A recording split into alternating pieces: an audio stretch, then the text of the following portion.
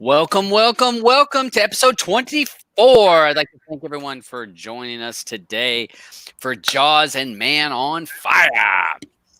I know Blue loves the intros. That's why I had to do it. And the countdown. So we can give it all. So I'd like to thank everyone for joining us. How is everybody on the panel? I'll start at the bottom. Ladies first. How are you doing, Blue? I'm good. Looking forward to this show. Looking all right. Well, hopefully your picks are better than some of Auburn's. So now Oh, wow. you're all screwed. Because it's my choice this week. Now you're all screwed. Yep. Hey, I ain't scared. All right, how you doing, Penn? I'm doing great. How everybody doing? Excited for the show? Ready? Auburn, how are you? You I'm got your good. pick ready? Yeah, I got my pick ready. I'm still up and down on which one, but I'll pick one. Yeah, you'll figure it out. Mr. Andrew, how are you doing today? I'm good. Got my water ready to go. All right. Well, I know Blue's got her wine. I've got my beer. And Auburn's probably got water. Yeah, Water. he does water. And I don't think Penn drinks. I've never heard Penn drinking. Oh, yeah. I don't drink. Okay. Yeah, I didn't think. I've never heard him in any of the shows say something about drinking. So everyone relax, sit down. You got a few minutes. We'll get this all started. Trooper, thanks for joining us and watching and moderating and sending out the links. Patty D, she's watching over on the side. Roger is as always in there with Sharon's over there. The Beach is in here.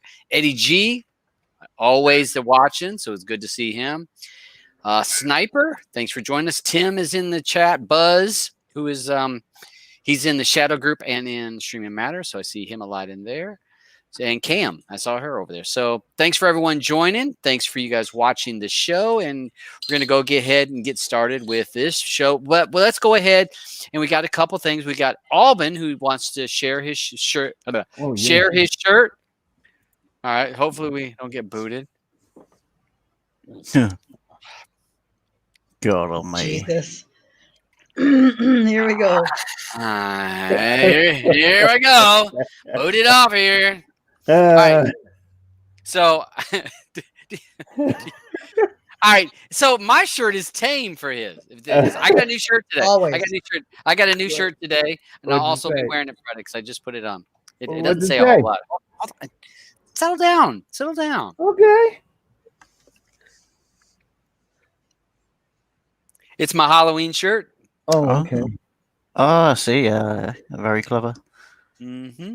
So my little Halloween shirt. So you got me got a little something for my Halloween. I thought I'd pick it up. Again, I cannot compete with Big A down there because he comes big with shirts every week. I want to know where the hell he gets them all from. Yeah. I find them. Oh my god! I mean, he is scouring the net. Yeah. No. Normally I go places and I see it. I'm like, oh, I gotta have that one. Yeah, and he's in New York, so that helps. Kind of places you going? New York City. New York. Yeah. That's a mess. So we got two movies this week. We got Jaws and Man on Fire. Who wants to be first on this one? Jaws or Man on Fire? Because I'm not sure. Since it's I'll really let Penn decide. Oh, Hmm? You want to go first or with your movie? I'll go last. Oh, all right. all right. No, Okay. she meant do Man on Fire first or do Jaws first. Well, we can do Jaws first. Okay. All right. So I'm gonna go ahead and grab these to share that. So let me put the little banner. So we're gonna talk about some Jaws, in which who hasn't seen this movie? So everybody's seen this movie. Yep.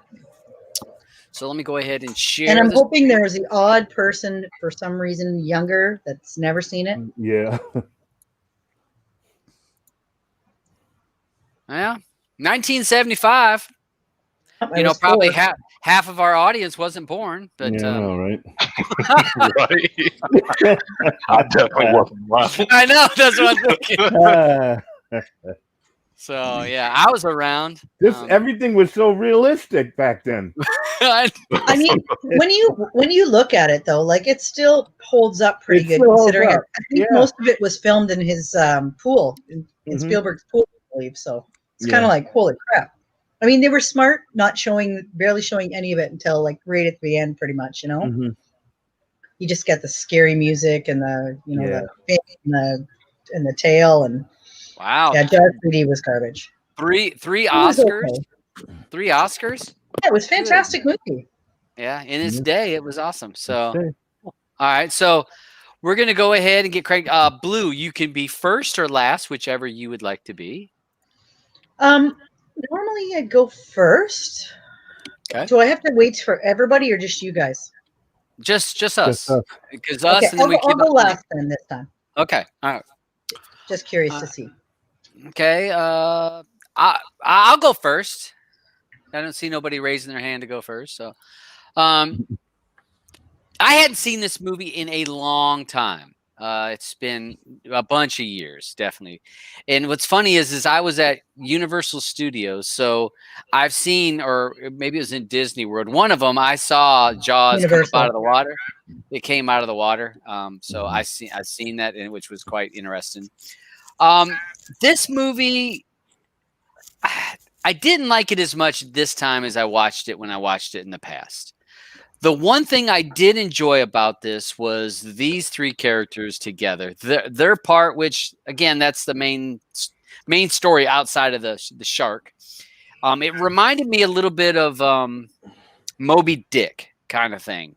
You know how Moby Dick was? They were trying to track down Moby Dick, and it was outsmarting them all the time. That's what this reminded me of. And then they get to be three people from different backgrounds get to be friends. And I did enjoy them when they were in the cabin and they were drinking and having a good thing. Understanding, Quinn. yeah, Quinn. That it was a struggle sometimes to understand what he was saying. What do you mean? Hold on.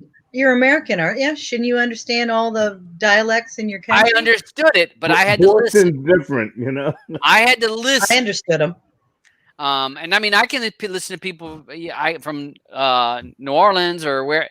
Sometimes I just have to listen a little closer. Okay, well then you should have subtitled it. No, I didn't need a subtitle. It You wasn't get that inside bad. the cage.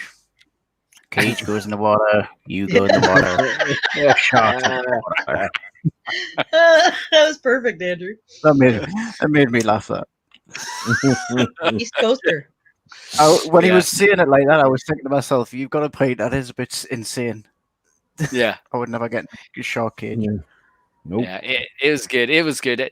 I enjoyed the movie. The movie was good. It was a little bit slow until they got out in the water, which I really liked it. I kind of wish more people got ate. That would have been better. I did think that the music played a very good part in this movie to build you up. Aubin. Yeah, Alban, you got the mute. I'm sorry. I got you. I had you. So I think that the music it did a very good job of building up that suspense. I thought it did a really good job on that, so Well, I enjoyed it. To this day, you hear that and you instantly go back. Oh yeah, yeah. You don't I need mean, to think for anything else. It's like Star Wars, you know? Yeah. yes, you're right. Because if anybody hears that, don't, It's epic. you know what it is. You know exactly what it is. So yeah, you're right. It's iconic. Steven Spielberg. This has to be one of his earliest movies. Yeah, it is. So he cut his teeth on this movie. The only thing that the little bit of extra information, and I wasn't able to get the information before we got on live, was one of the guys I work with talked about he read the book, and he said that the book was a little bit different than the movie. He said that the shark scientist, Richard Dreyfuss' character, actually was sleeping with the sheriff's wife, and that they were getting divorced, and he said that the storyline of the shark terrorizing the town and chewing up the town was the same thing that the shark tearing up the town was the same thing in his life as the divorce was tearing up his life, breaking up his family and all that kind of stuff. So he said it was kind of a metaphor between the two. So I couldn't find a whole lot of information on that quickly before we went to the live, but it had more to do with the mob and some of the other stuff. If the book, he said was really good, but it doesn't match up exactly to what the movie is, which most times books don't. So that's what I got for it. I liked the movie. I enjoyed it. Definitely could tell it was 1975, but I liked it. Who wants to be next? Okay. I may as well go second. Yeah. I watched this movie just a couple of years ago. I think I watch it every other year. Because like it is a classic. It's literally a classic in every sense. I didn't care that obviously stuff didn't look as real as what things do now, because it felt more organic and it felt more real. Like I still think the shark looked pretty good. If you compare it to the shark movies now, it's like everyone says that Jaws is the best shark movie ever. So it's nothing's come close to it. And even that's one of the best scenes. That one, there's so many good.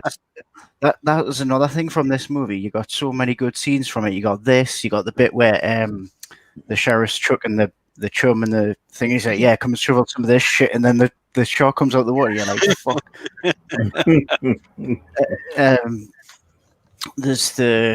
That was crazy. That's the only time it looked a bit fake. Yeah, and obviously, like when the Richard Dreyfuss character goes in the water, and you can tell the shark's not exactly. It's footage of a shark, but it's not a massive great white like that.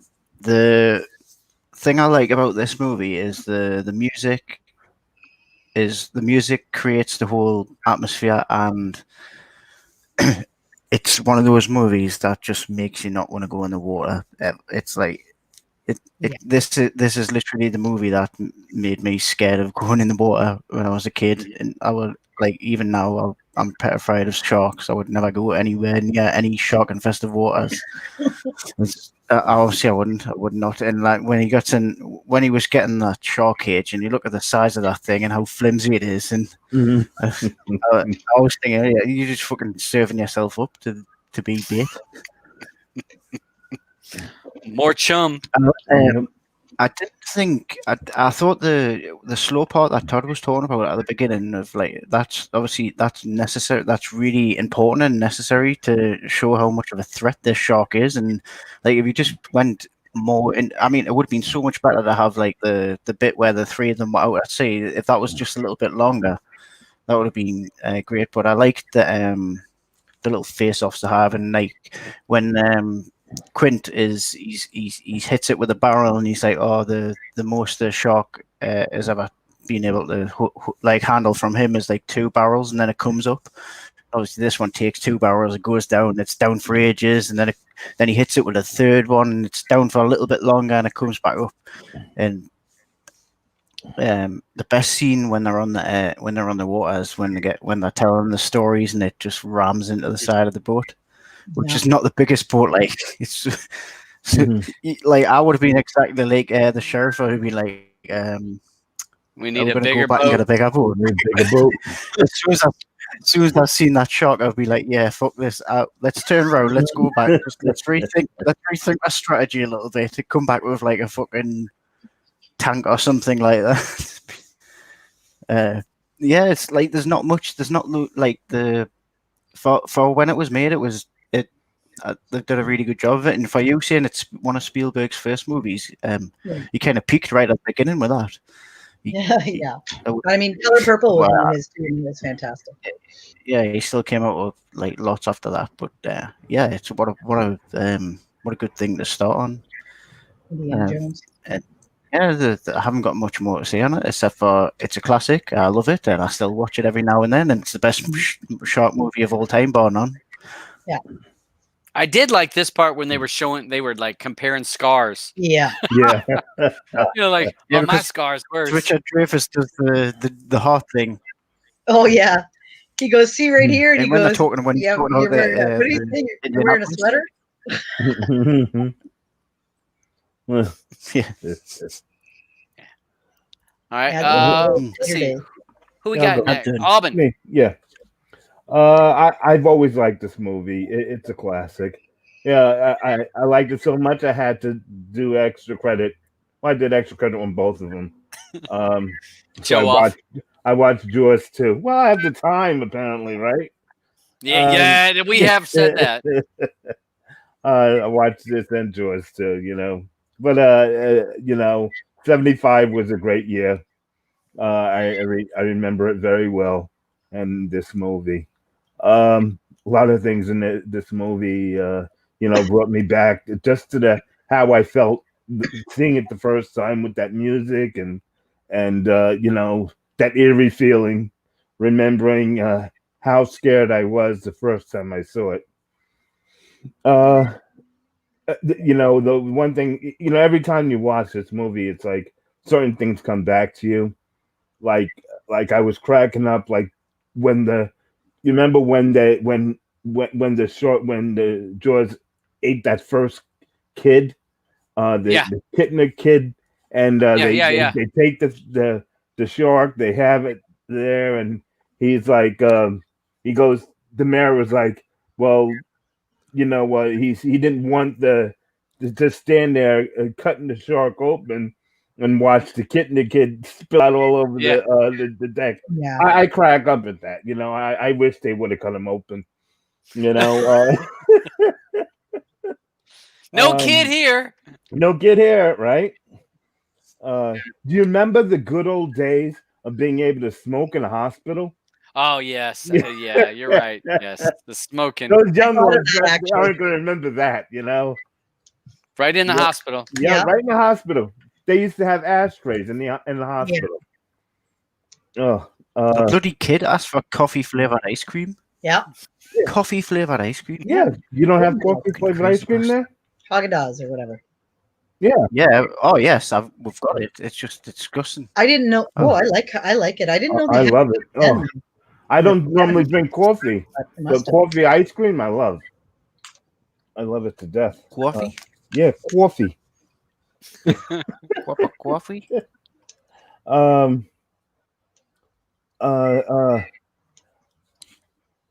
Imagine I wrote something here. I always thought with this movie. You remember in the beginning when the shark ate the first woman. Imagine if he ate the whole girl completely. That there was nothing left. Think of the turn this movie could have taken. She just disappeared. Just disappeared, right? That would have been better. They would have had all those people sitting in the water. No warning. I mean, the shark would have had, really had some fun. And when they put the bait out and they're trying to, get the shark, they finally, get the shark there, but no one had a gun there. Shoot the shark. Just shoot him. You know what I mean? Isn't that the whole point? But otherwise, I like That's America, for God's sake. Yeah, we got plenty of guns. What It's are you worried America. about? When that guy's like, has anyone got a gun? I was expecting everyone to pull out a gun, even the kids, like Right. Uzis, and Hey. I was expecting grenades to be hauled into the bloody. Yeah. God bless America. God bless America is right. All right, but that's it for the movie for me. What were yours, 10? No, not 10. It would be Penn. Yeah, that's what I said. 10. Oh, I'm sorry. Yeah. Yeah, I thought this was a decent watch. It's been quite a while since I've seen it originally, and of course now it was very different. But I looked at especially the cinematography and set design.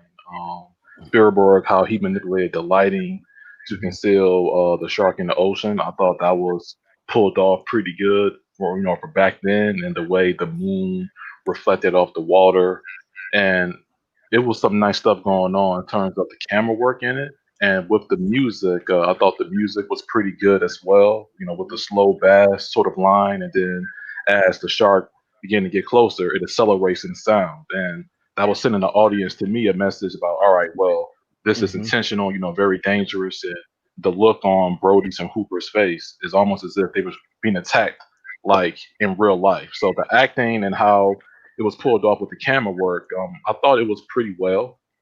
Uh, there is this thing going on in film with the capitalism and the tourists in the movie where Brody has to choose between protecting the beachgoers and then keeping the local store owners happy, and by allowing the beach to remain open despite the potential danger of the sharks.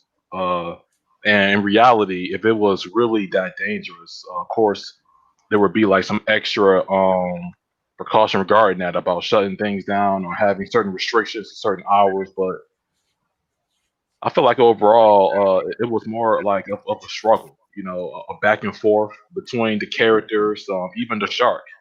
Its desire to attack the beachgoers and the three men in the shark hunting scenes and all that. The characters in the film, Brody, Hooper, and Quint.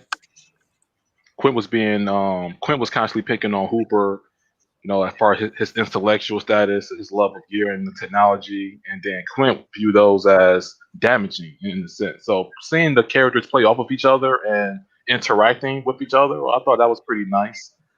Yeah, like when Quint grabs his hands and he basically says, it's smooth hands. Yeah, his city hands or something. Right. But he respects them in the end. Oh, for sure. Especially going down in the shark cage. And one of the themes was like, hey, if you mess with them, if you mess with the bull, you get the horns. And that was sort of how I saw the Jaw.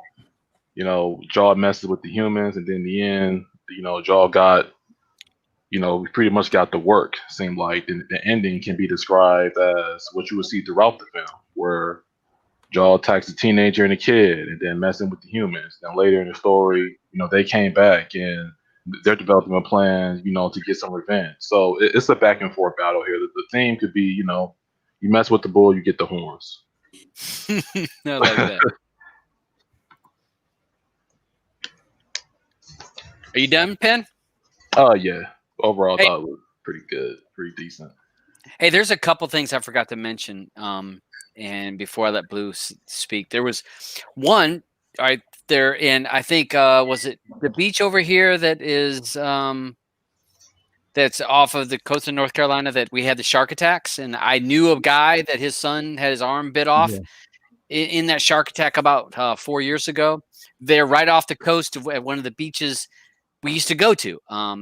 Right there. One of the things, if you heard in the movie, and Blue and I watched this movie together, and they said most shark attacks happen in 3 foot of water. Yeah. So when you see most of this, they're way out there deep. Mm-hmm. You can see from below their legs. Yeah. Most of the time that the shark attacks you, you're right at the shore. You're right, and it's like 10 to 15 feet from the shoreline is where you're going to get bit or attacked. And so it's weird that they said it during the movie, but all during the movie, of course, it's kind of hard to watch. That shark that big try to come along 3 foot of water because sharks a bit big. I thought that one of the things that Penn just made me think about when you're talking about shutting down everything. COVID. That this reminded me of COVID. Yeah. Because countries in scrambling between the tourist or the economy and a big shark or the COVID virus. Mm-hmm. Do you shut down one to protect yourself from this? So I don't know. I thought of that when Penn was saying that. I was like, dang, we're living through this right now. Do you shut down the economy to save you from this big shark of a virus stuff? That's all I had, honey. I just wanted to. Something I thought of a couple things. All right, me. Your turn. Yep. Okay. I love this movie. I've always loved this movie. Apparently, my babysitter took me to see it when I was 4.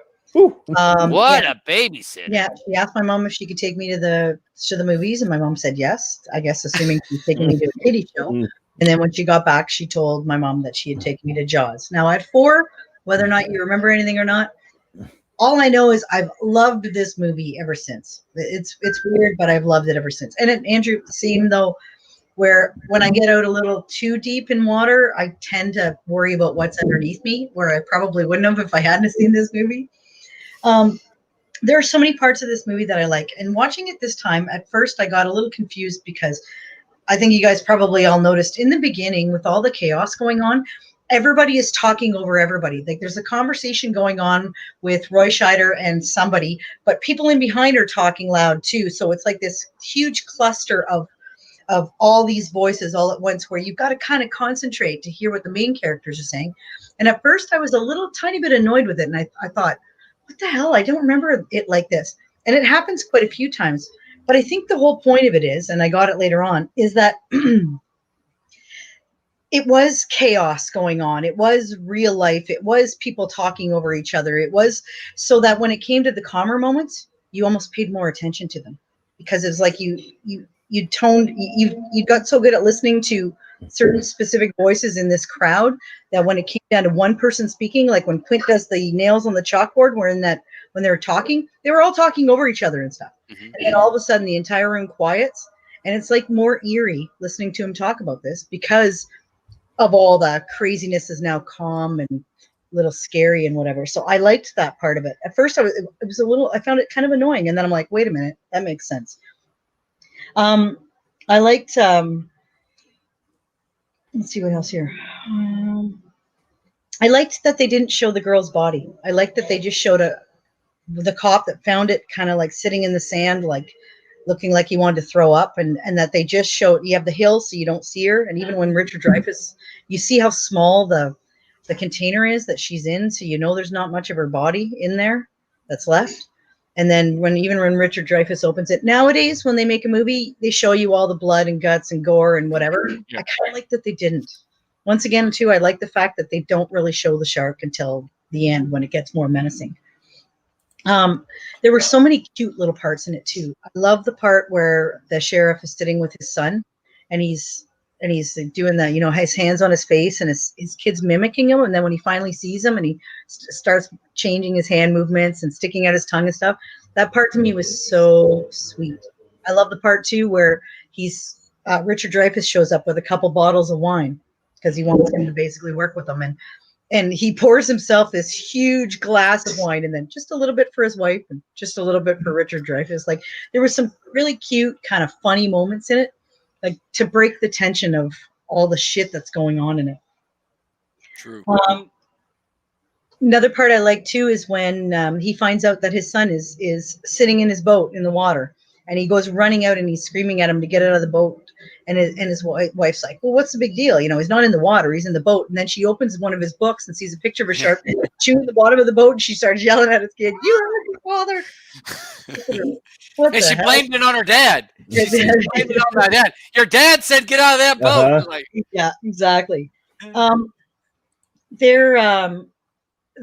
comparing scars, I love that scene because it was a moment of like a little bit funny and, hey, look at this, look what I got, and which made the part where Quint starts talking about when the boat he was on going down and all the men ending up in the water and then the sharks and stuff, it makes that part even more like holy shit moment. So I really, really like that. I mean, I still remember the first time I heard that and I was like, oh my God, like just the way he talks about it and stuff. So Quint's story, I don't know if I'm right on this because I've never looked up fan theories and stuff, but Quint was obviously never, even after his endeavor, he killed all these sharks because he had all the, the jaws and hanging in his place there on the island and stuff. And he hunts them like crazy and he gets off on it and stuff. But there was a moment where shit hit the fan with them.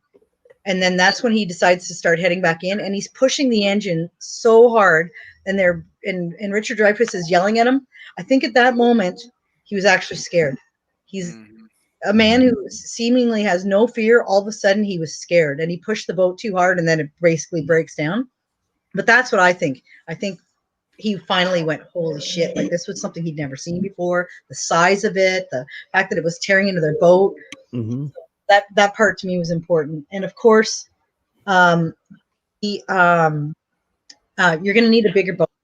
I thought that was ad-libbed. Technically it was, but apparently the producers used that line all the time when they were when stuff wasn't going right or whatever, like when there were issues, they would always say, "Oh, well, we're going to need a bigger boat." And I guess other characters, other people in the movie, kept throwing that line in, like ad-libbing it in different places and whatever, and it didn't make the final till that one scene where Roy Scheider says that you're going to need a bigger boat, and it just stuck. So they kept it in there. And obviously, one of my favorite scenes at the very end is when he's sinking and he's got that gun and he says, "Smile, you son of a bitch." And like, so I love the movie. I've always loved the movie. I think I'll probably love it till I die. And I think it aged well, honestly. It didn't, with all the CG they have nowadays, of course, if they were to make an exact remake, it would be more realistic. Of course it would be. But for its time, holy crap, man, scared the shit out of you, that friggin' music. Okay, so that's it for me. Good How do you feel about Sharknado?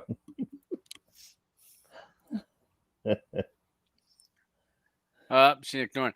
Let's see. I'll start with Roger was first. So what, Roger? Welcome. Hello, everybody. Good job breaking this movie down so far. I did enjoy the movie. I probably had not seen it in at least 20 years. And like everybody else, I saw it in, I think, 1975, maybe 1976, because I saw it at a drive-in with one of my older brothers. So it might have been out a whole year before I actually saw it. But I know it did keep a landlocked, I grew up in Iowa, landlocked, no ocean around, but it kept me looking at the surface of every pond and swimming pool I went in until I was in my teens, for sure. And then later in life, I was a lifeguard every summer at a private lake, and I honestly, if at least 5 times a week out of the 7 days while I was guarding people's lives, you would hear a shark yell or the dun dun dun dun dun dun dun. So, and that was in the I don't know, late 80s that I was doing that. And so just that music had such an impact on life, because everybody knows, you hear 3 notes of that and you start looking for sharks,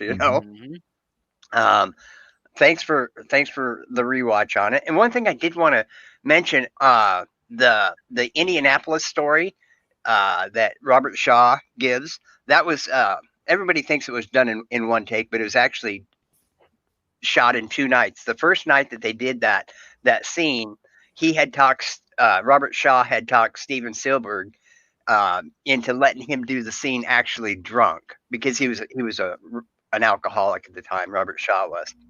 And he was a method actor, and he convinced Steven Spielberg that he needed to play it real method and be hammered to do it, and it didn't go well at all. So the next day he came in all hungover, apologized, and said, "Let's do it again."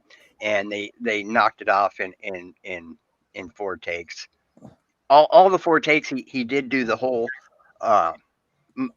monologue in 1 take, but one of them was obviously the one that we see forever.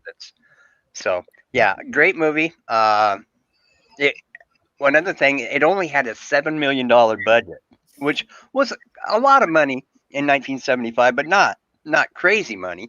And when you figure in that they had to make an animatronic shark included in that $7 million, Spielberg did a lot with what he had.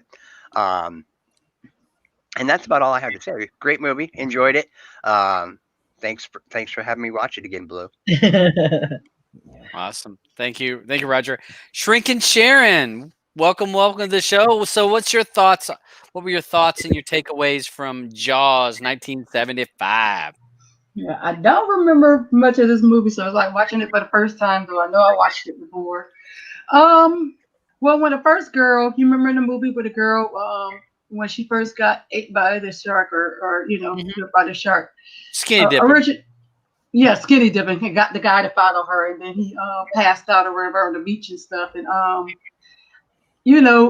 maybe I overthought on so much on the movie, thinking of how things are now. I was like, why didn't they close the beach then? They had it so quiet. They didn't close the beach then, and then the next thing the guy was like, "Oh, I passed out," right there, and I would have thought that they would have had him as a suspect, but of course they didn't. It was easy going back then, 1975. I would have thought they would have thought he was a suspect and maybe lured her to that beach to get bit by the shark. I'm glad Charles isn't up here. He'd be able to tell me why they didn't have him as a suspect. But go ahead. Then fast forward, they're all on the beach, and then the attack happens where the little boy ends up missing, and then he ends up getting bit by the shark, and then the woman ended up slapping him, and even before that scene, knowing that that happened to the girl, I couldn't imagine me overthinking as a parent when that little boy was out there on the water playing the sheriff's son. He's out there on the water, and I'm like, why are they out there on the beach with their son? And but it was carefree time during that time. But I'm thinking my daughter's around that age. There's no way in history she's fighting the water without me keeping an eye on her, watching her. I don't care, and they're carefree playing on the swings and everything like that. I don't know if you guys, how old you guys are, but back when I was like 10, I went home after school alone and made a snack, and my parents were never around. Like that was normal. Like send you to the store on your own to buy. Yeah, I know being on your own, but around a beach, on your own. If you live on the water, maybe I guess if you live on the water and stuff, I guess we had lakes here. But then after the big shark attack with the little boy, like you said, that scene with the boat, like you said, you thought was hilarious. I thought it was terrifying. I'm like, oh my goodness, like he was freaking out. Get him off that boat. And she's like making no big deal about it, the mom, at first originally, until she sees that. And then she's telling him, get off the boat, and then, saying it was her father. I'm like, he wouldn't have been on that boat, nowhere near water or anything. Then when they do have the town hall meeting, and stuff, and they're like, we're going to close the beach, and then the people make a big fuss about the beach, about closing the beach, and they're like, okay, well, we're going to close it for 24 hours, 48 hours, whatever. And I'm like, what? They should make it mandatory, close this beach until they get this shark, and then that one guy, the guy with the funny voice, I forgot his name, but he's like, oh, I'll get this shark, I'll get it, and they're not paying him any attention, like, oh, 10 grand. You don't know what pardon me? They're gonna pay him 10 grand. I would have done that. Yeah, pay him 10 grand. Yeah, 10 grand. But at first they're not paying him any attention. Like, oh, you don't know what he's talking about. He's like he's gonna, get this shark, and so like I said, the movie for back then, it was that shark was so realistic, and stuff. And like you said, the music made it really realistic, Then they catch the first shark. And when the coroner, Richard Dreyfuss, well, all I could think about every time I seen him was years later, the movie What About Bob? When they showed him, that's on my list. Come to think of it, isn't it? Yeah, he was a coroner, and when they cut the shark open and they're taking all that stuff out, and I never researched it, but I was like, I know a shark can swallow a lot of stuff, but when they were taking out like the license plates and stuff, do they digest that stuff whole? Because that was so unrealistic to me. Yeah. I know they could digest a lot of stuff because their bodies is big, but wouldn't it crunch up a little bit some? I don't know. I think they don't digest everything. Look at how many whales and stuff are dying nowadays. And they're full of plastic. Yeah, because it got to come out somehow. So it seems like it would digest somehow. I don't know. And so then they're then fast forward to they're all on this mission on the boat. Well, first thing they get that chain, and of course to test to make this test to see, when the shark come, and then that chain, that guy, the shark pulls the chain and it almost pulls the guy off the boat, and the guy almost get bit by the shark, and thank God he barely makes it back onto the dock, the shore or whatever. And stuff, you're talking about that was those two guys that were just trying to. Yeah, the wife's roast. Yeah, and that's not good. I don't know. That was like really good for a roast out there. Right. They were trying to. Yeah, he almost got. He almost became roast. Yeah. And fast forward, and it took them a while to get that shark, and I'm like, I was thinking the same thing. Why didn't you just have a gun and shoot that shark and get it over with? All them tries, they kept throwing them barrels or whatever, trying to attempt to kill the shark. Why didn't they just didn't they have guns back then? I even looked up scuba divers. I was like, were there scuba divers back then? That they could have went underwater and found something to pierce the shark? Where was the scuba divers? I think I was just overthinking this movie. But other than that, the movie was really okay watch for the first time of me watching it, because I don't remember nothing about this movie from originally watching it. That was my take on Jaws. Thank you, Sharon. Cam B, thoughts on the movie? What did you think? I know you weren't alive when it came out. No, I wasn't. But surprise. I wasn't. But I was when I first originally watched it. I was probably about 8 or 9, give or take. Because yet again, in the hospital, you can't really watch much. So, and then they were doing a monster movie thing, and Jaws was the pick. Anyway, this is one of the classics. So you always have those movies that will always kind of hold up, and luckily this week Blue picked one that would that has held up over the years, and even with the quote unquote low-ish budget of the movie was great. It kind of like because the funny thing about older scary movies for me personally, I'm not easily scared by older ones, but when new ones come out, I'm like, all right, that was a little scary, okay. But with this one, I was just like, all right, I was just enjoying the music and the intensity of it, but yeah, it held up very, very well, because like I said, it's classic. So great pick, Blue. That's it for me. All right. Thank you. Eddie, welcome back, sir. Hold on, I'm going to interrupt for 1 second. Sorry, Eddie, just 1 second. I think too, lots of times, especially scary movies, maybe they don't hold up as well, because you know what? In all honesty, guys, when you think about the shit that we see now, like Hostel and the movies that we see where we see the graphic violence of it and stuff, is scarier than the anticipated from back in the old days, which kind of sucks a little bit. It's like we've gone a little numb to scary, you know what I mean? So somehow it just doesn't hit you the same when you see an older movie. Back in the day, that movie scared the shit out of so many people. It wasn't even funny. Like The Exorcist. My dad was never scared of anything. The Exorcist scared the shit out of us. You watch that now, it doesn't have the graphics it did. It doesn't have the, we've gotten numb to stuff. We've gotten numb to a lot of true. Stuff. Exorcist, Amityville Horror. Exactly. But it's nice that, you do have these movies where, yeah, they do thankfully hold up. Yeah. Well, and there was more. You're right. We see more graphically gross than anything else. Days, yeah, it was more anticipation. More like, oh, shit, what's going to happen? And even when it did happen, you don't necessarily see it. Your mind has to guess. Yeah. The thing is as well. Those other movies you mentioned are like paranormal stuff. So this is the real life thing that can actually kill somebody. So,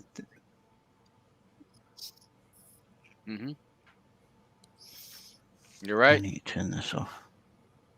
I want to say to Sandy. Sandy's asking questions about the crew add-on.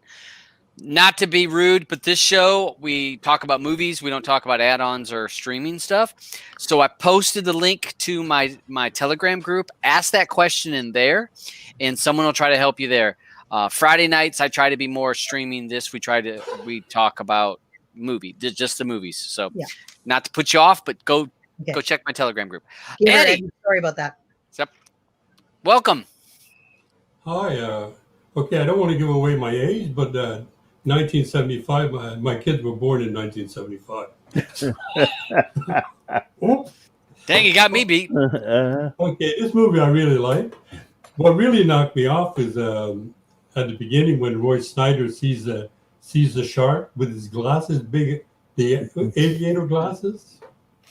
his eyes, the way they lit up, that blew me away because in 1975, 75, 76, those glasses were the style. Everybody was wearing those glasses. Well, Eddie, was that the part where they zoom in on him too, like where the camera comes in? Yeah. Yeah, that blew me away.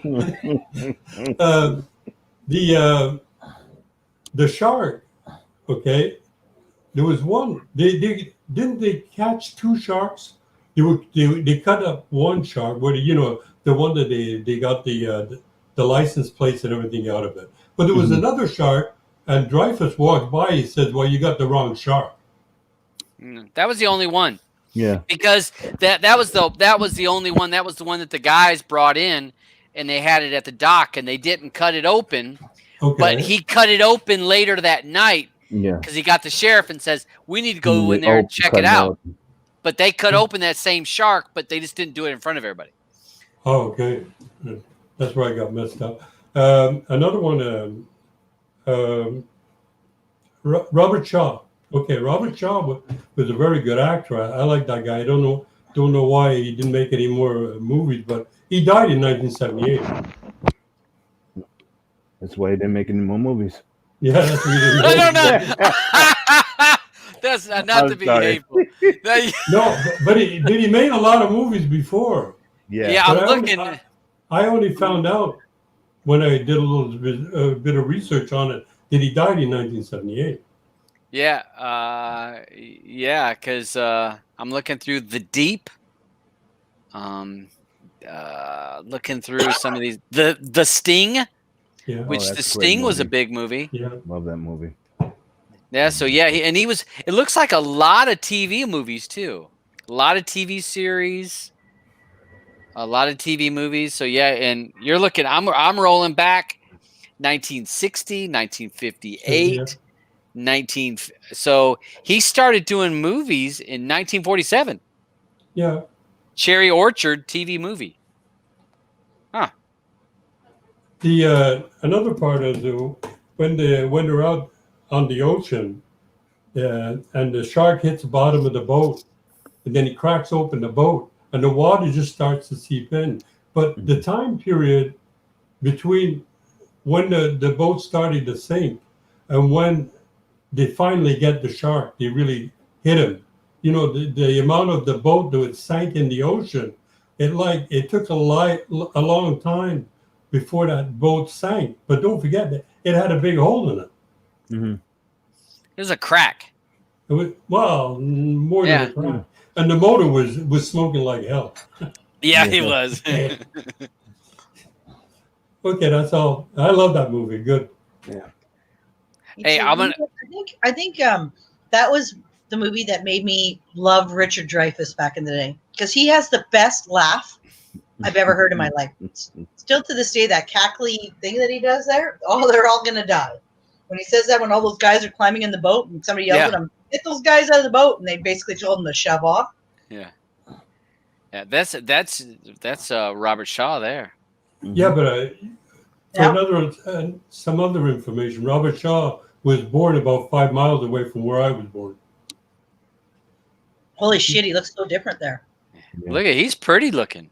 He was always neat though, cool character. He's a Lancashire. Mr. Bond looking. Well, back then, Roy Scheider was hugely popular. I don't know if you guys ever saw Blue Thunder. It was like a helicopter movie. Mm-hmm. That was one of my favorite movies back in the day. Oh, I might have to pick that one week, because a lot of people. Blue Thunder. No, you're not. Why not? I don't care if people hate my movie. I'm going to pick movies that I like. I don't care. Oh my God. I'm not going with all Oscar winners, Todd. Oh, you blended with an Oscar winner on this one. Yeah, I lucked out on that one, didn't I? But I mean, this could have easily gone sideways for me. And even in the Telegram chat, 40% of people didn't like Jaws. Figure that crap out. All right, so people on the side chat, if you would, player pass on this. Got a player pass on the side here, so put that there. Also in the Telegram group, we have a player pass. We have a poll, so do that in the Telegram group.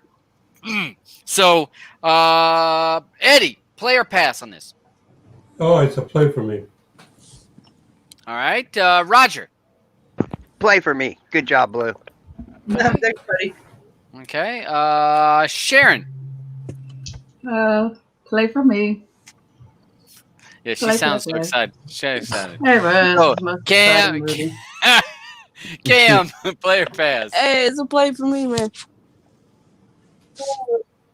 Okay, let's see, and then we got Penn. Oh yeah, it's a little play for me. That's a play, and Alban. Double play for me because I did 1 and 2. So I was going through here. Then for me, I'll give it a play. A little bit slow, but I did like some of the parts. I had to get past that. After about 20 minutes of the movie, it got a little slow for me, and I got pushed through it. Once they got on the boat, I loved it. I thought that was funny. So ADHD, honey. I can't help it. It's just me being honest. Yeah, but I liked it. You just got to get through from minutes. For me, was 20 to about 35, and I took a quick nap. Setting up the suspense, babe. I took a little nap, so I was okay once I woke back up. Andrew and I. Andrew Play it. gives it a play, and Blue. I'm an Aubin double play, even though I didn't do part 2. Okay. I might do 3 tonight. 3D. Oh God, don't do that. Yeah, I know, but I got it. I'm already halfway there. You know. I mean, yeah, it goes on for. Jaws 3D basically it was garbage. Yeah, I know. I'm glutton for punishment. Andrew type. Hey, this is interesting. When Beach wrote, what he found interesting was Richard Dreyfuss kept bugging Spielberg for a part in Close Encounters of the Third Kind because all the actors he wanted passed. Oh my God, Close Encounters was so freaking good. Yeah, it's a good movie. That was a good movie. Yeah, and Richard Dreyfuss did a really good job in that too. Yes, he was. I don't know if he won an Academy Award for it or an Oscar, but it was good. So. They're the same thing, by the way, Todd. Academy Award and Oscar. Same I'm thing. just making sure. I'm making sure. You never know. Octavia says, "Look at do the box set, Alban." Okay, I'm gonna grab. I'll toss you guys the people that jumped in. I'll jump you guys to the backstage, so as you know, you can just wait it out, and we'll pull you back in, and we'll go to Penn's movie, which was Man on Fire. I'm on fire. Okay, that's as good as it gets. So let me go ahead and share this, and then I have to also change. Bam, and then change this over here. Change my ticker. Show my ticker. You're doing there we good. go. Yeah, look at that. Pen, you going first or last?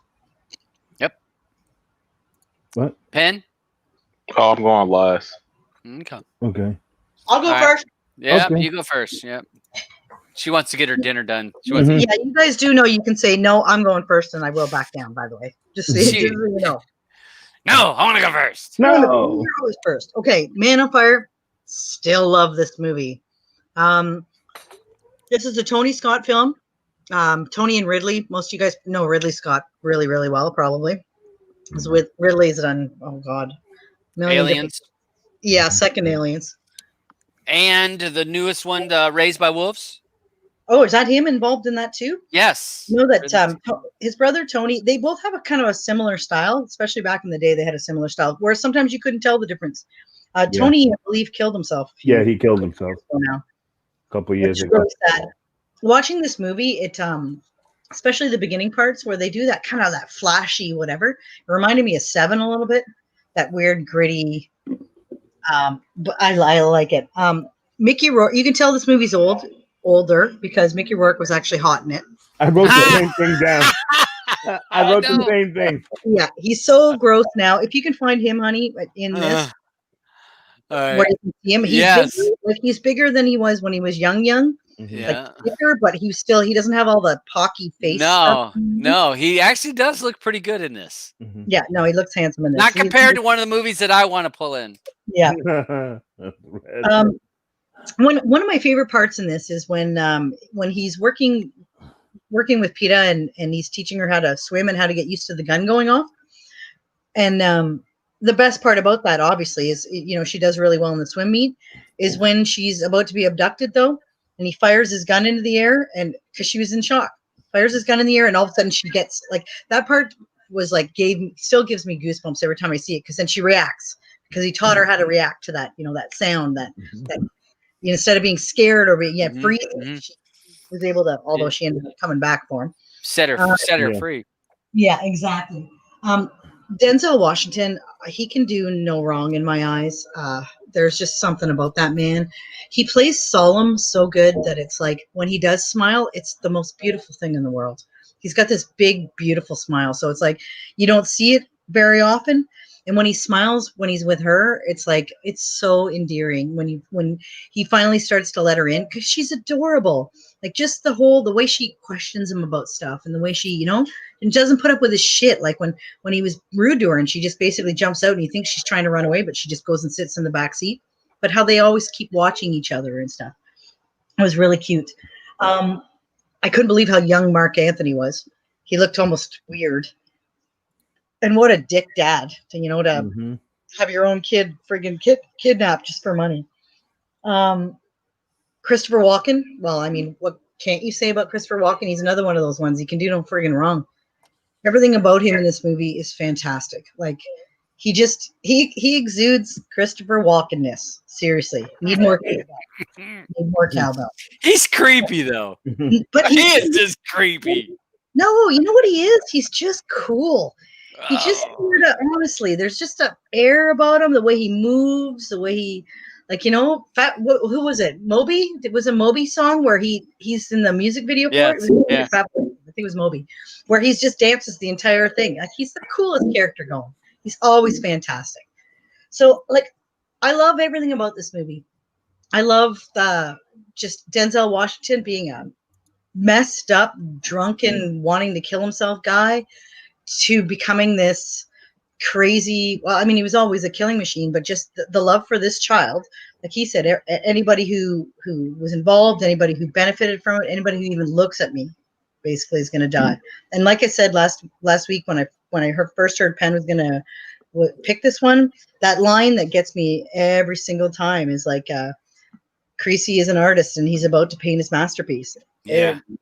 I mean, the shit he does to these people, and he's not even flinching, like cutting up the guy's fingers and then blowing that guy up by stuffing stuff up his ass. It was like, he did not care, like everything about it. And it made me really, really happy though, that he died in the car at the end, because I don't think I could have bared the idea of him being tortured.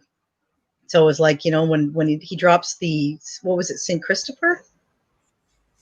St. Jude. Yeah, was it of Lost Causes? Yep, Saint of Lost Causes. That and he's gone. It was like, thank God. Oh my! And when he finds out that she's alive, when he's like, "What's the name of her bear?" and he's like, I'm like, "Oh God damn it!" Because I remember the first time I ever saw this movie, and they give you that little twist partway through where he's in in that bar and he's got the guy and he's like. The lady's like, well, I can give you the girl. And he's like, what girl? And you think, oh my God, she's alive. And then they dash all your hopes when it's a totally different girl. So it's like you don't expect it again after that. So it was an even bigger thrill when you realize she is still alive. So I love this movie. Thank you, Penn. It is funny that was on my list. That was honestly on my list to pick for one of these weeks. So thank you, because I so enjoyed watching it again. Okay, I'm done. Okay. Who wants to be next? I'll go. Aubin. All right. I love Denzel. But the thing is, I had originally seen the original Man on Fire before this Man on Fire came out, and that Man on Fire was was Italian, and that one had I'm trying to remember, but Scott Glenn. 1987, wasn't it? Yeah, it was Scott Glenn. It's like word for word with this movie, from that to this, except of course, it's French. Denzel is it saying it's French? It says France. Wow, but it was Italian. The girl was kidnapped in Italy. Yeah. You're right. She was kidnapped in Italy, but it was a French movie. But I loved the movie then, and then when the Denzel one came out, and here goes Creasy, I was definitely like, oh, this is great. Denzel's gonna do this some justice. But Bobbin, Yeah. did it ruin it for you, having already basically seen the movie? No, Like, yes and no, because I was expecting what happened in the first movie gonna happen here, and it didn't. It was two completely different endings. well, okay, So good. if you're a fan of this, you should go back and watch the other one. That most And the other one had Joe Pesci and Danny Aiello, right? Yeah. Mm-hmm.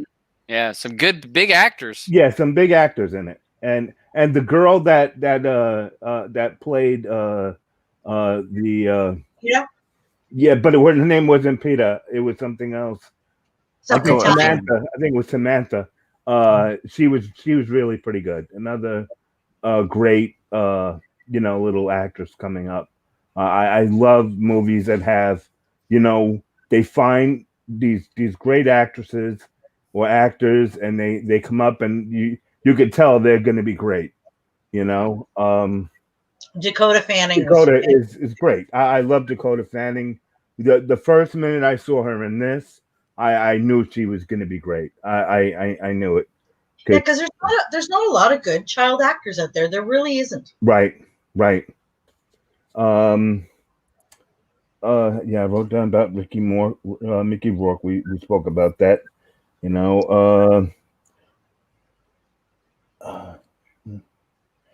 I want to talk again about how much the two of them, Creasy and Dakota, really loved each other.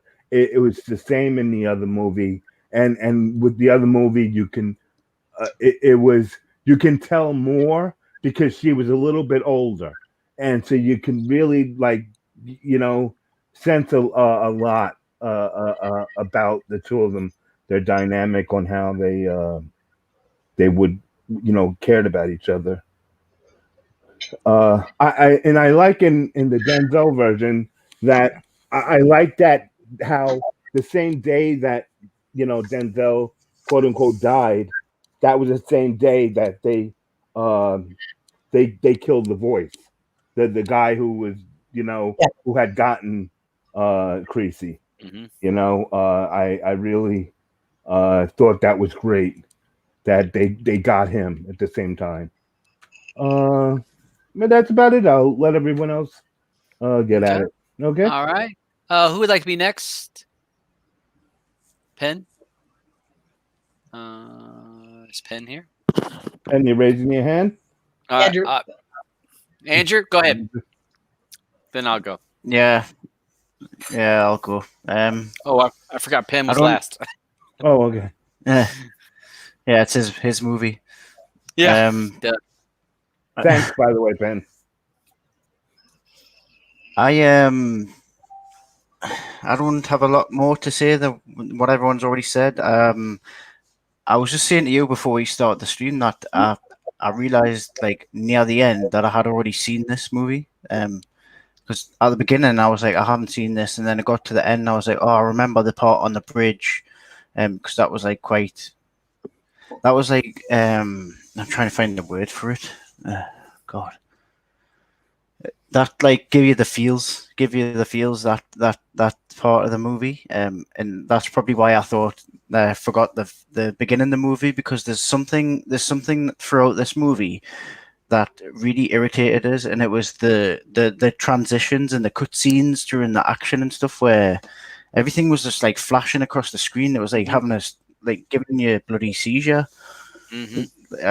That's the only part I didn't like about the movie, but the rest of it, the acting, the relationship between the two main characters, the little girl and Creasy, that all pulled you into the story more, and I liked the relationship that Denzel Washington's character had with Christopher Walken as well. He was like his nice little sidekick, and you still trying to help him even though he was out of the business of being a contracted, whatever it was. They were a contracted killer, I guess, or a mercenary. What would you say? Yeah, mercenary. Yeah, they didn't. Did they really say? Did they say what the jobs were They didn't before say. this? They just. or- They were. got They paid- I killed think a they lot got of paid people. to do shit. There was hired He was a guns, but they were actually CIA. work for. He Yeah, was they a work for CIA government. mercenary. Yeah, they're mercs. Yeah, Because yeah. that's So what he was like, I in like the other the. movie. Yeah, I thought so. I thought it was something like that. Yeah, the story wraps around nicely at the end, and it get like as you get further in, you get pulled into it more because at the start, like I say, with this it was a bit slow paced, and like the cutscenes and all the transitioning and stuff was a little bit off. It was a bit off putting. But then once that settled down a bit halfway through the movie, and you get to the part where obviously you think that she's died, and then he's out to get revenge. That's when it starts to get really good for me. And like the scene where you mentioned with I'll mention something else in a second, but I'll just get to this point first. When he's got the guy taped to the car, and he's telling him about the bomb that he's put up his arse. And he's like, "Oh, last wish. No, what was it? Last wish. Yeah, last wish. And he goes, "Last wish." And he was like, "I wish you had more time." I was like, it was like I remember that from the trailer. It was just like I just thought you fucking cold hearted bastard. But I guess he deserved it. And that reminded us of the little bit of the story where where they're setting up the payment for the kidnappers, and then these guys come and steal the money from the kidnappers, and I was like, oh, it's all going all over the place. Yeah, so you've got like the kidnappers, you've got the guys who are stealing from the kidnappers, the corrupt police. Yeah. You've got this the little gang which is the people that stole from the kidnappers, of corrupt police officers, and then to top it off, you've got the whole thing with the lawyer who you knew was going to have something to do with it. I just thought Mickey Rourke was in at the beginning of this movie, and then you never saw him for ages, and then he comes in at the negotiation part, and he's like taking control and stuff, and I'm like, yeah, he's got some bad intentions here. And then obviously you find out the bloody father was like, oh, well, he told us we'd make some money and she would just sit and watch cartoons and stuff. And I was like, fucking hell, how many plot twists do they want to throw into this thing? Yeah. But luckily it wasn't so confusing enough that you could still follow what was happening, and it didn't take away from the story or anything like that. So yeah, I haven't really got anything else I can add. I think I just like everyone said, Denzel Washington great, Christopher Walken great, Dakota Fanning great. The mother, I've seen her in some. I can't remember what she's called. With what was she in? Sorry, Riddick. Pitch Black movie. With Riddick. That's it. Yeah, and I didn't like her. She was a bitch. She was so irritating. And when I seen her face in this movie, I was like, I remember you from that movie. I remember you. I remember you. I thought that she was like, she kind of like, it kind of seemed like she had the hots for Denzel's character, like straight off the bat. Yeah. Yeah, giving him the look. I don't know if it's just the way she looks. Yeah, I thought she was giving it a look too. Yeah. Yeah, it felt like that every time. Oh, yeah. She was after that deep. She's a little hungry. She was after that. She was thirsty. That's what BBD. She had a bit BBD. Patty D said, "Clear this up for me. Who really kidnapped her? It was a syndicate. It was basically a kidnapping syndicate. They do it all the time. This happens all over the world all the time, and that's why people, especially when they work in foreign countries, will have kidnapping insurance. Yeah, like the movie Proof with Russell Crowe and Meg Ryan. Yeah. Same thing. Like they grab you. If you pay it, you usually get them back. Okay, but in this case, unfortunately, the cops stole the money and shot the guy's nephew. Yeah. Yeah, because if you have the insurance pays off. Just like if you die, they pay you off. But yeah, they pay off the insurance so that you can pay the kidnappers to get your kid back, or whoever the kid. It's a business. Yeah, and it does happen in a lot of third world. And I know that I remember when my daughter went to Central America. That was, I'd done some searching on that, and I'm like, hey, you need to make sure you're in public, you're in groups, you're in this and this and this, because those are the kind of things that you're gone. So, okay. So for me, I I don't know if I saw this when it originally came out, so it was like watching it for the first time because I don't recall this movie. Denzel character, I thought he did a great job. One of the parts that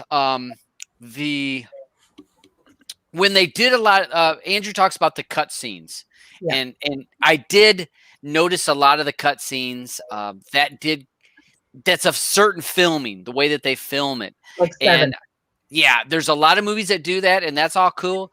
One of the things that I wrote down in that was, where's Denzel? This scene. So there was numerous scenes when Denzel's in the car and he uses the mirror to portray a feeling of this, like he looks in the mirror to look at her and she's looking at the mirror to him, that was their only communication, or him communicating with when he was riding with his dad, when dad was in the car. So there's a lot of that when it was filmed with that looking in the rearview mirror. I wrote in there that I don't know, it gave me a certain feeling. The little girl, Dakota, asking so many questions, just like how many other little 7, 8-year-olds, however old she was, that asks a million freaking questions, and you want to say, all right, we're done with the questions for the day. But she just kept and kept and kept. I wrote down here the St. Jude's cross, or thing that she gave him, the necklace, Saint of Lost Causes, because she saw that in Denzel's character, he was a lost soul. And sometimes people get like that in life, that I've come across people that are kind of lost. And sometimes lost souls just need somebody to kind of pull them into a harbor, and someone to befriend them.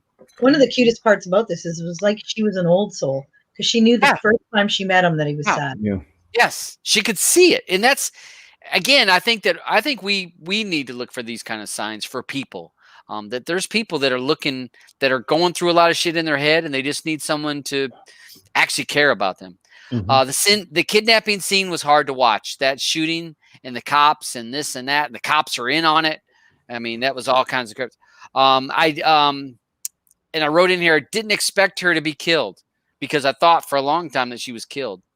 One of the quotes I wrote that I cracked a smile was when he goes in there, and this is near the end, and Denzel's, he's basically, anybody that's tied to this is going to suffer. Anybody that's tied to this little girl's kidnapping is going to suffer. And he says, because one of the people say, well, we let God or we let God handle this. And he says, it's between them and God, and it's for me to set up the meeting, to arrange the meeting. And then, and so it's like, hey, yeah, it may be between them and God, but I'm going to set it up so they can talk. I kind of cracked up with that. One of the things that threw me off at the very end, and this was me, I expected him to blow up at the very end. Because when he basically gives himself in the movie, he basically turns himself over to the kidnappers, the mob, for the girl, because he says, I'm going to turn over your brother and I'll give up myself for her. Okay, so he does that. When he gets in the car with the guy that he knows is the voice, I really expected him to have the C4 up in him, like he did for the other guy. And just all he would have to do is go beep, beep, and boom, blow up the car, blow up the guy, and then he would have known that he could have cleaned it all up. He'd have been, well, but the guy wasn't in the car though. Well, but he's in the car right beside him, so I don't know. I was expecting. The guy wasn't there. No, I don't think he was. I thought the voice guy was there too. No, with the gun. because the voice got caught by the police that same day. Oh, okay. Well, I remember it was the same day, but I thought he was one of those guys because there was 2 cars. I thought he was one of those guys. The thing about this movie, and I don't know if it's weird, just flashbacks, but I don't know if you noticed that once he got out of the hospital after he was shot the first time, every time you see him in a pool, there's blood. He's bleeding out the entire movie. Yeah, he's gonna die. That's why I was thinking, blow yourself up because you're gonna die anyways. He knew he was. Yeah, but I mean, I think that was pretty honorable, the fact that he was willing to give up his life for hers, and he meant it. And plus, I mean, he tried to kill himself. He figured he was due for punishment on his own. Yeah. So, good movie. Like I said, I don't remember seeing it, so it was like a first time for me. That's cool. Really good. Christopher Walken, I'm sorry, does give me the creeps. He's creepy. Oh, I love him. Okay, Penn. Yes. What So you think? the reason why I had picked this one because this was a movie, even though as good as it was, I didn't feel that it was discussed much.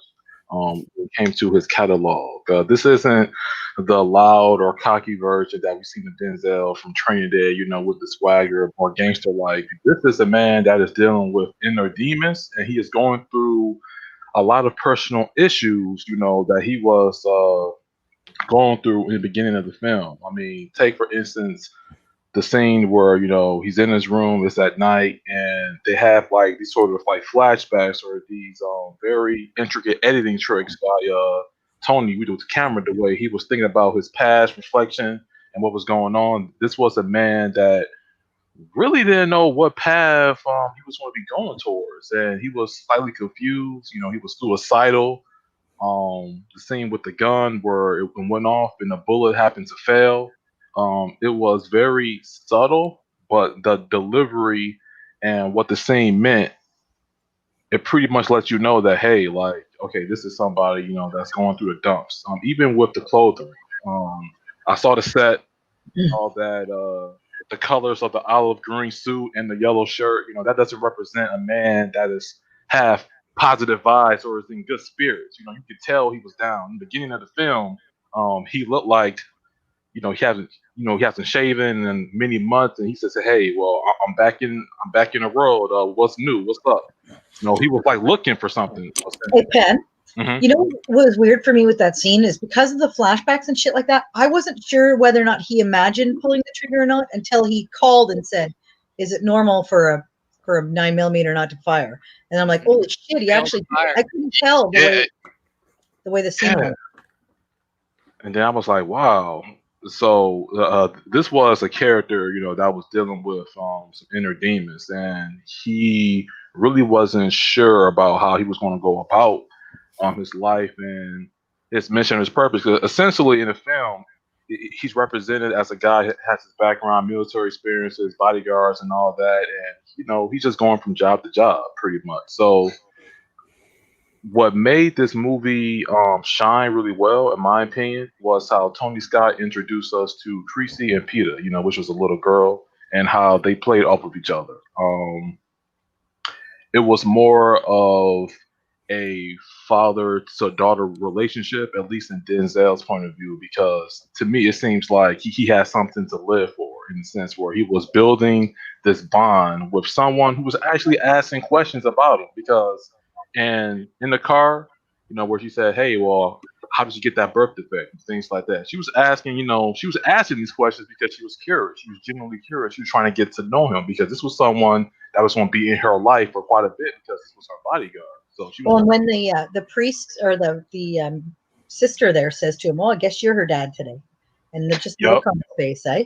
Uh-huh.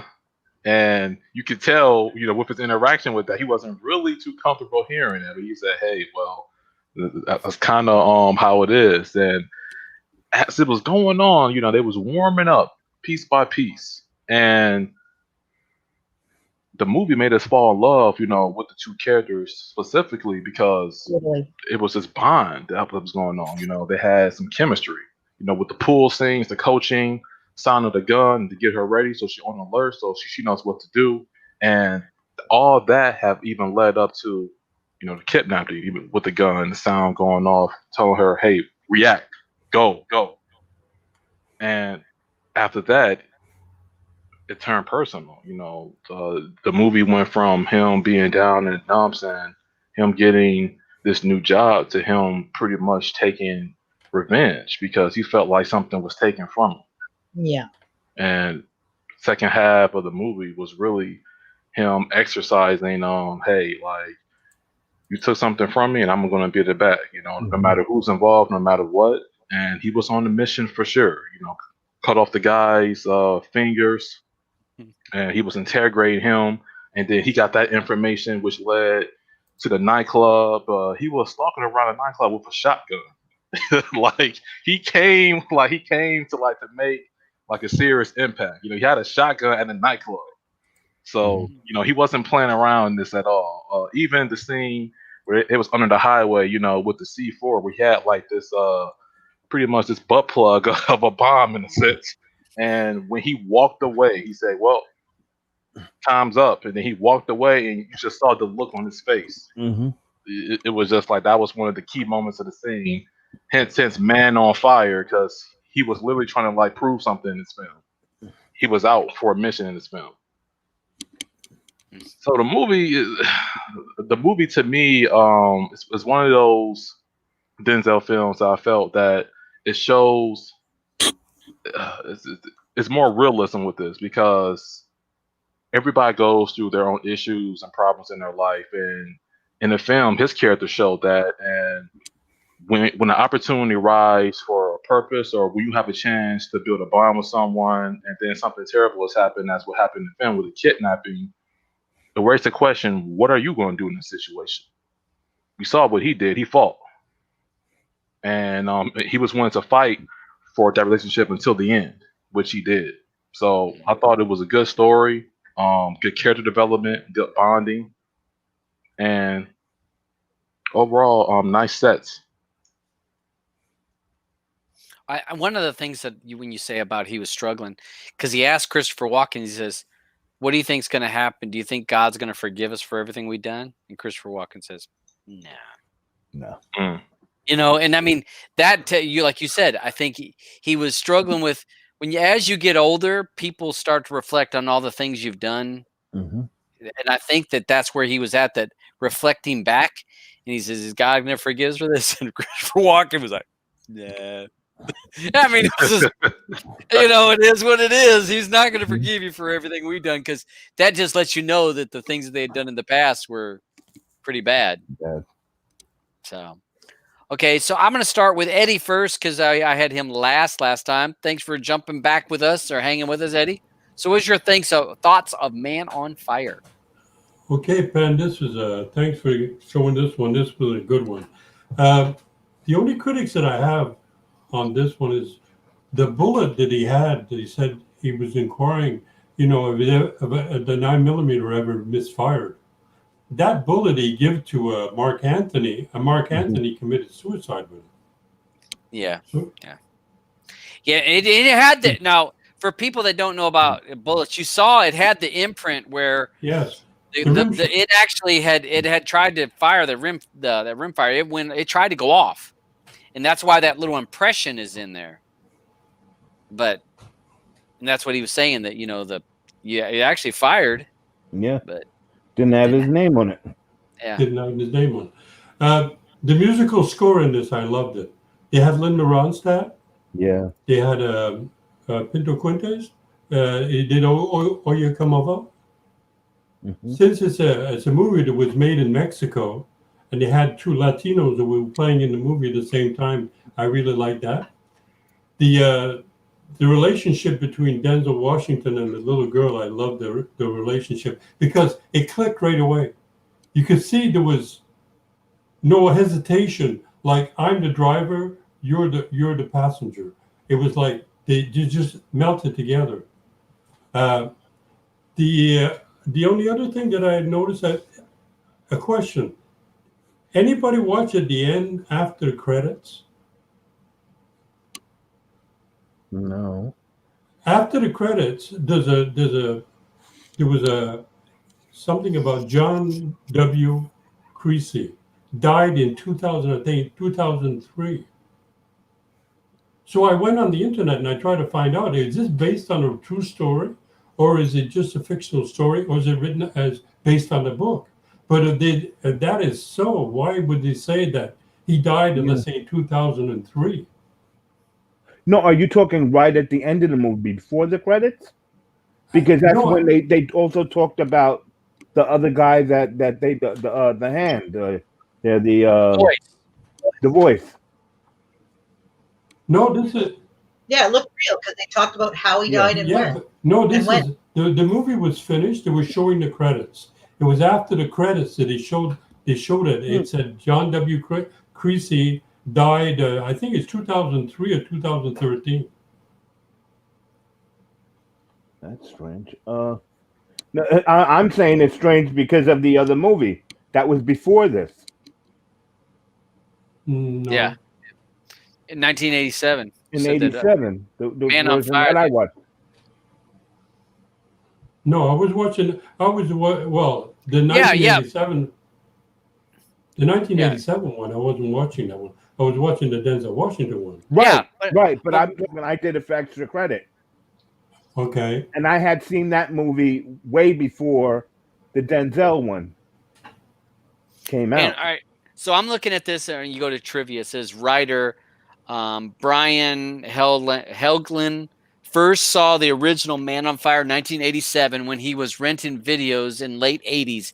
He walked into a video store where Quentin Tarantino was working. Wow, Quentin Tarantino was working in the Yeah. movie. And he asked if it was good. Quentin Tarantino recommended Man on Fire 1987. So the director of Denzel's movie watched the 1987 version to come up with his version, well, or his remake, because it wasn't even a version. I mean, pretty much. Yeah. You said it was pretty close to It the was same. pretty close, but they changed the ending. Okay. And, Okay. You guys should watch it if you like to go All back right. and watch it. Definitely. Okay. I'll check it out. Good. I'm finished. All right. Who? Let's see. Who was? I'm sorry, I missed it. Cam, I think you would be next. This one for me personally is I mean, Denzel, like Blue said, Denzel can almost honestly do no wrong in my eyes. But this one for me was top tier for him because it showed I talk a lot about actors that have that three-dimensional quality instead of being 2D. Like last week, Matthew McConaughey had that in our pick for last week, but Denzel had the whole cast had this three-dimensional quality. You had Dakota Fanning, and Christopher Walken, and like, and you just saw like they not only read the script, but they actually made the script come alive, and you had the emotions that went along with the script and went along with the movie. And I think that's what directors always want. They want people to feel sad, angry, happy about a movie. And they don't just want them to be like, oh, that movie was good, that movie was great, whatever. They want them to feel something. And I think that this movie kind of emulated that to its best ability. So yeah, this one for me was fantastic. This one, but yet again, like I said, Denzel can almost do no wrong in my eyes. But yeah, this one was great for me. Thank you, Cam. Sharon, what was your thoughts on this movie? What'd you think? I like the movie.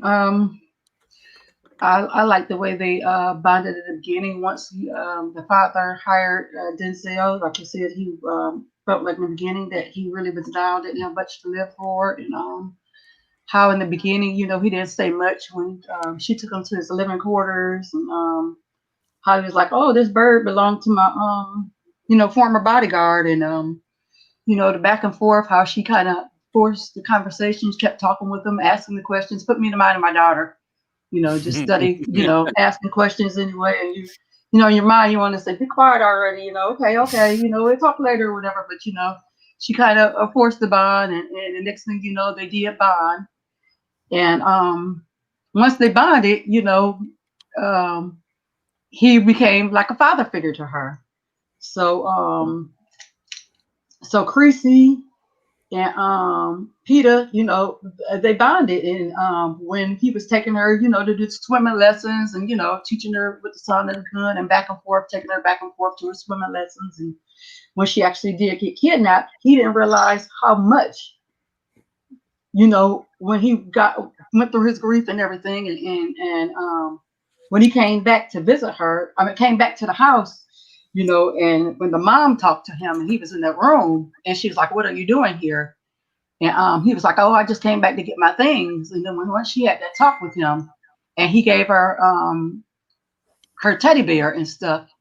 That really just hit him like, oh my goodness, I really just love this child. I love this child like this child was my own. And then after that, it was just like it was on.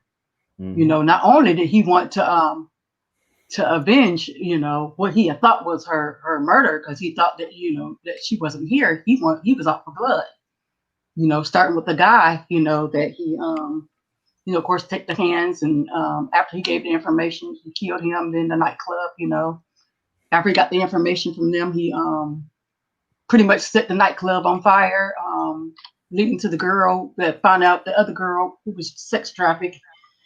Then from that, finding out about the dirty cop. And from the dirty cop, finding out that from finding out the information from the dirty cop, still trying to find out about the brother, about what's going on with Peter, on his way on a mission to find out, what's going on, trying to find out about the voice, then finding out about the dad, and then the dad's lying his way out of it, that he had something to do with his own daughter's kidnapping. And saying, oh yeah, well, they were only supposed to keep her for about 24, 48 hours, and I was going to get her back, and then he doesn't kill the dad like he did all the other people, which he didn't kill the woman either. He let her go. He turned her over to the FBI lady, because she did give the information and did help save the other girl that was sex trafficked. And then he leaves him with the bullet, like you said, and then he made his own choice because he couldn't live with what he did to his daughter and stuff. So he made that choice for himself, which was the dad. He made that choice and pretty much off himself. Then that led on to him finding the family, the family, the brother that he was looking for. He found him and the wife and everything, and she called the Bang guy, and then found out proof of life. And she wanted proof of life because he's like, oh, you think I'm a businessman? I would never kill him. I'm gonna kill her because I'm a businessman. I don't do that. And then from finding out that the teddy bear's name was Creasy, so then that was all the proof of life he needed. Mm-hmm. And then like you said, he makes the arrangement of not only trading his life, but trading the brother also for the daughter. Now the part that kind of made it weird to me was I know he was excited. At first, originally, I didn't get it when he called the mom immediately to tell her that they were going to make the trade-off. I was like, I know you want to tell her their daughter's alive, but why tell it?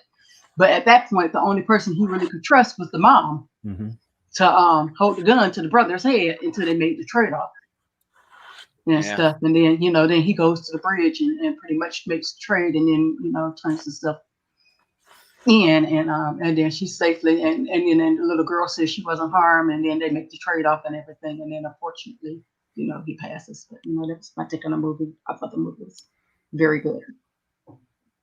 Thank you, Sharon. Ed, Roger.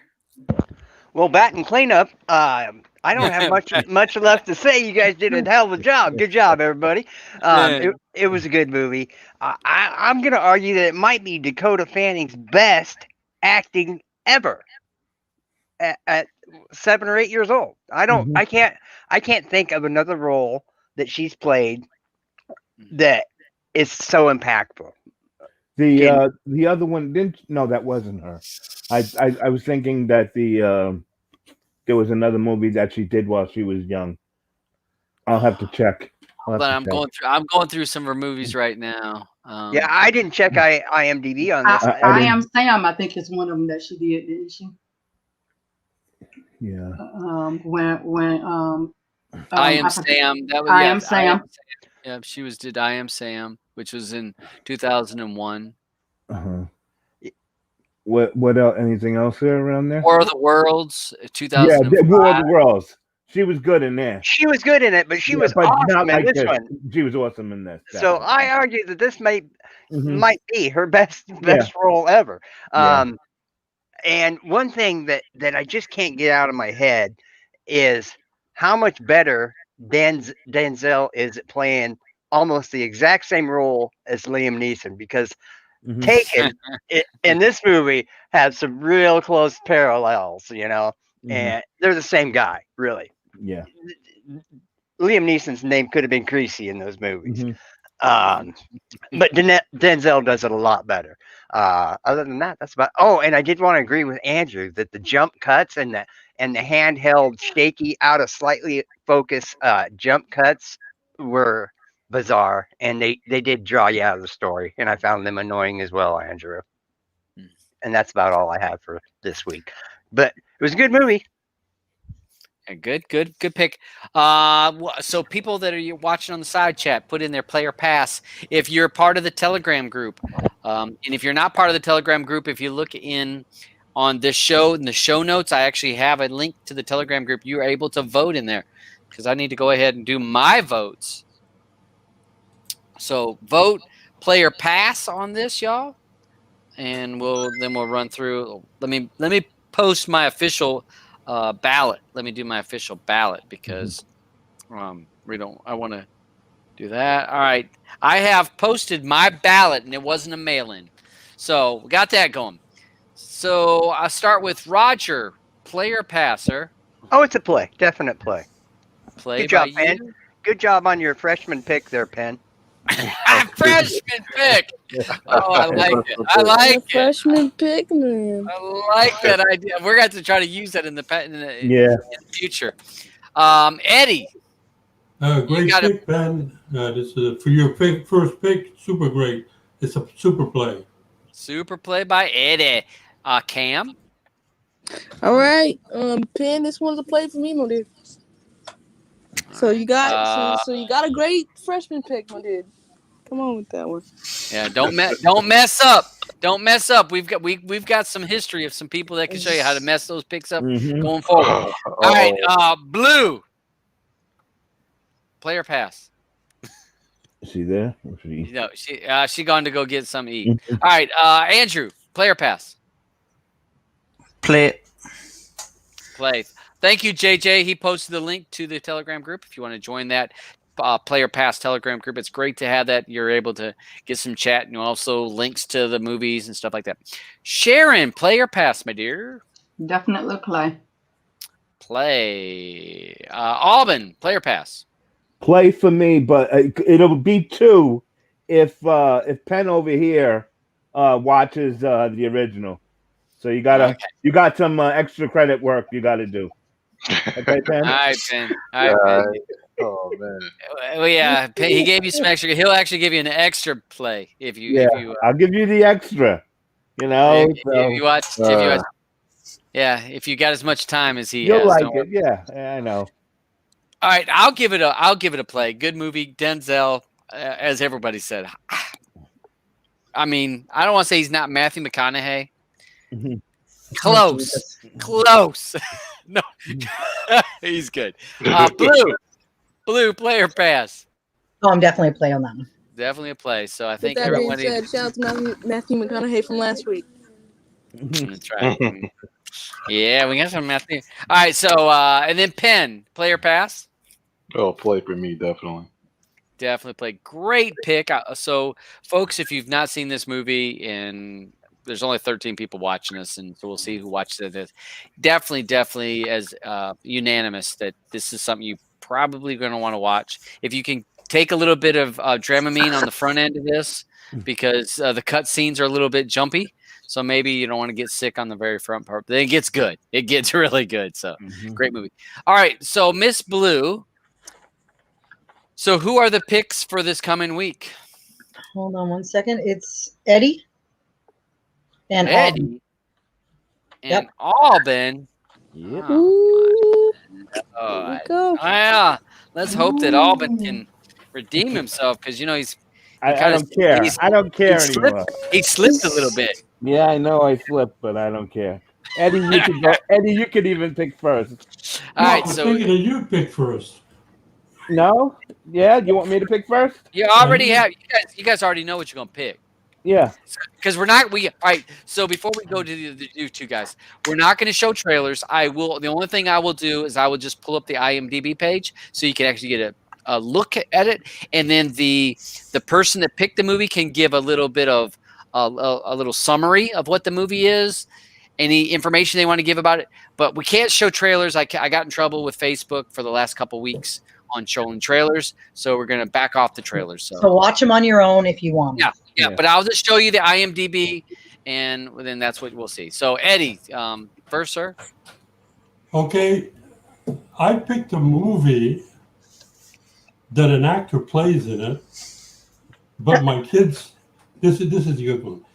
My kids worked with the actor, and the actor played in the movie. Okay, the actor is what was it? That young guy we watched here just a couple weeks ago. Jamie Foxx. I didn't think Jamie Foxx. I thought you were going to use. Jamie Foxx. Who was the guy that played Howard Hughes? Howard. DiCaprio. I think. Yeah, Leonardo. DiCaprio. Okay. Yeah. So Jamie Foxx. What movie? Okay. The movie. Any ideas? I'm going to go with Spit it out. Ray. Right. I knew Ray. it. Oh, Ray. that was going to be on my list. Who? What? That was one Ray. on my list. Ray. Ray, I said it, Ray. Ray. Okay. Todd, the only thing is to get it on IMDb, you have to put Ray 2004. Okay. Interesting. I did a Ray, and it pulls up the Ray Donovan. Yeah. Which is also a good show. It's added to pop. Yeah, that's good. Which is a good. So this is what we're looking at. Yeah, Ray Charles. Ray Charles. Yeah, I've seen this. So any information you want to give about this movie or any? What the information on this movie? People should know that this movie came out after Ray Charles passed away. The movie came out in October 2004. Ray Charles passed away on June 2004. Oh, so before it was finished. Before it was finished. But yeah. The story beside that is because Jamie Foxx spent I don't know how many years with studying Ray Charles to make this movie, and he had trouble getting people to invest to make this movie. Now, didn't he do this like in Living Color or in something, some other comedy? One of the didn't he do like skits, like Saturday Night Live or something? He always did skits where he would sing, and, Right, he was really good. I thought he did skits where he was Ray Charles back in the day, but I don't know. But also, So, also another thing, Ray Charles, his last album he made, it came out in 2004, in August 2004, and this is the CD. And I recommend that if you like the movie, people please listen to this CD because there's so much soul in the CD, and you can feel, Ray Charles has a sona about him that when he sings, he brings something to you. But this CD, since it was made just before he passed away, I think this is his best CD ever made. So I recommend, if you like the movie, I recommend that you listen to the CD. But what I do, I'll put a link on the Telegram. You can listen to the whole CD if you want. Oh, all right. Okay. Nice. Thank you. Let's see, Alban. So what are we going with here, bud? All right. There's a movie that I fell in love with. I don't know how everyone else will feel about it. It was from back in 2002. It's called In America. It's about an Irish couple that want to immigrate into the United States.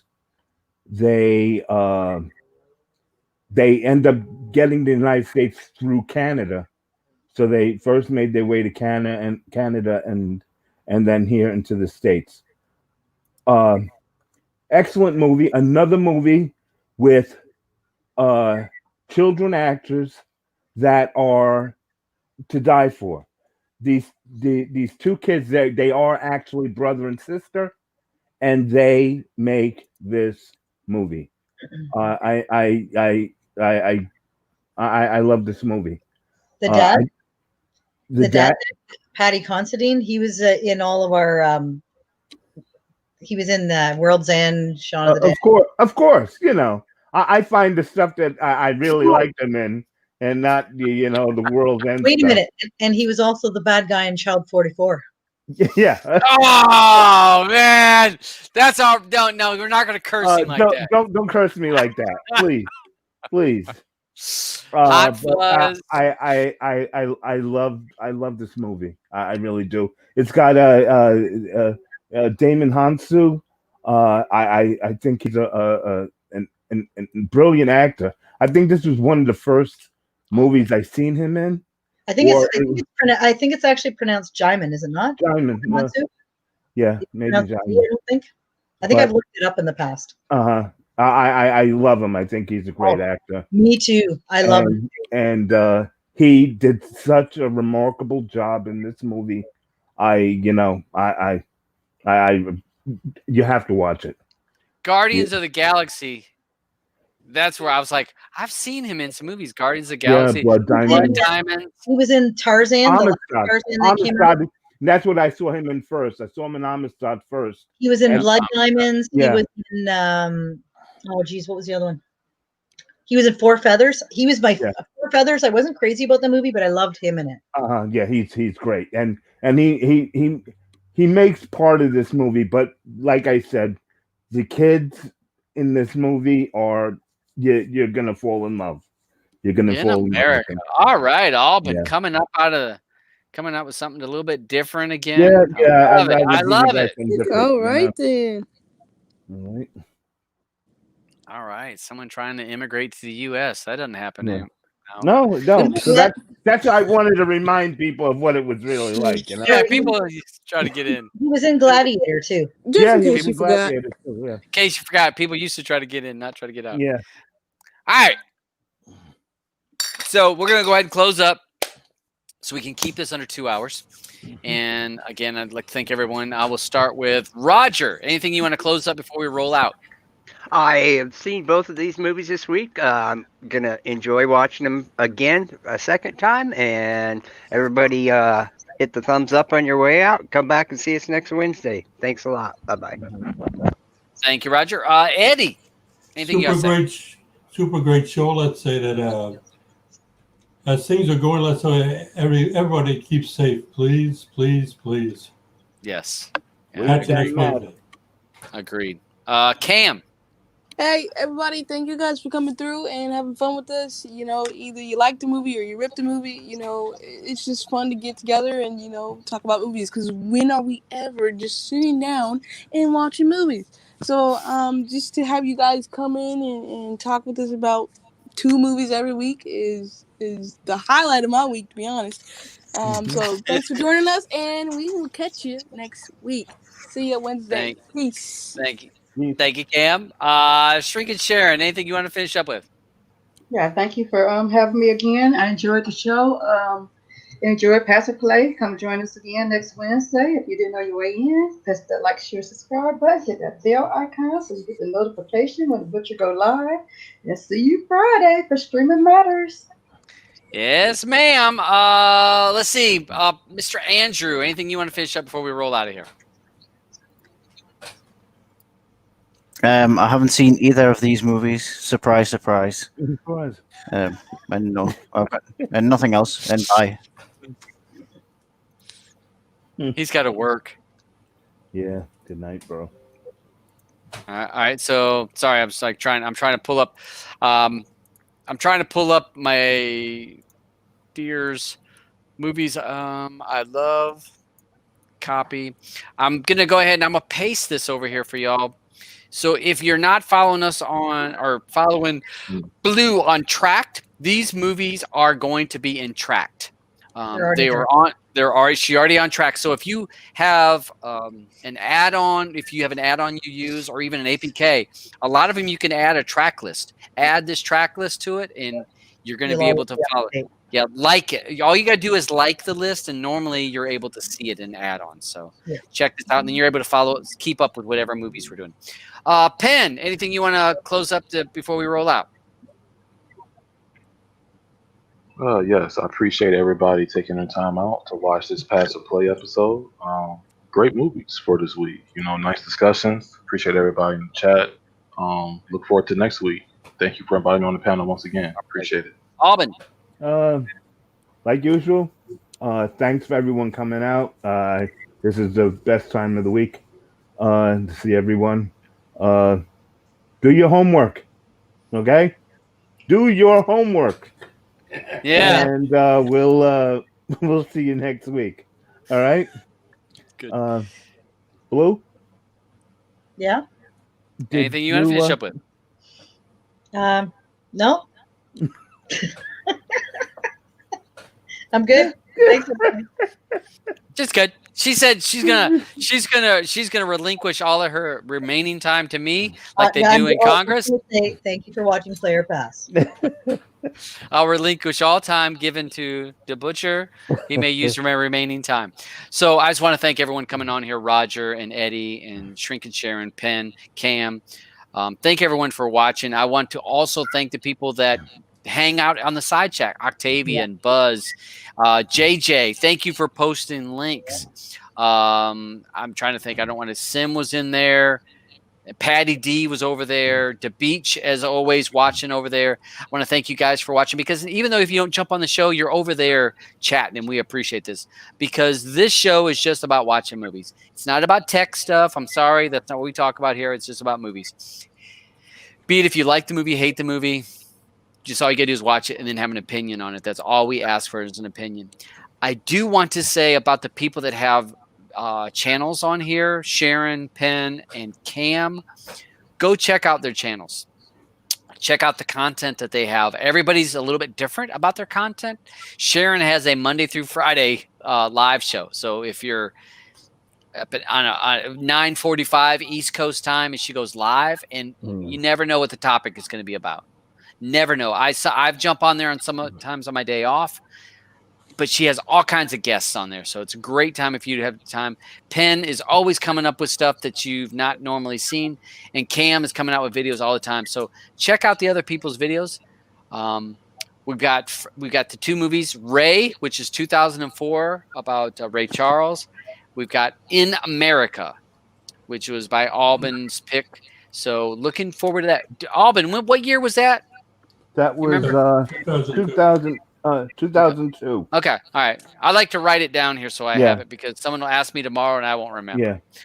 So I wrote that down. So thanks for everyone watching. Watch us Friday. I don't know who we're going to have on Friday. If you're an old school Cody / streaming guy, check out when I had UK Turks on the show. That was fun. It was a good show. It was a great show talking about history of Cody. That guy has been around a long time. And I am super stoked for his add-on or his APK, which is not going to be dropped this week. Let's fingers crossed that it drops next Friday, because he'll come back on the show. And he's actually says he's going to bring some other old schoolers on. He's going to bring on some other old school Cody folks, and Blue will be able to have arguments with all kinds of other old Cody folks. And look at, she's not even listening to me. I can tell. Right? Totally. Yeah. So again, thank you for watching. It's a great show, and watch your movies, and we'll see you next Wednesday. And again, Player Pass. It's not hard. You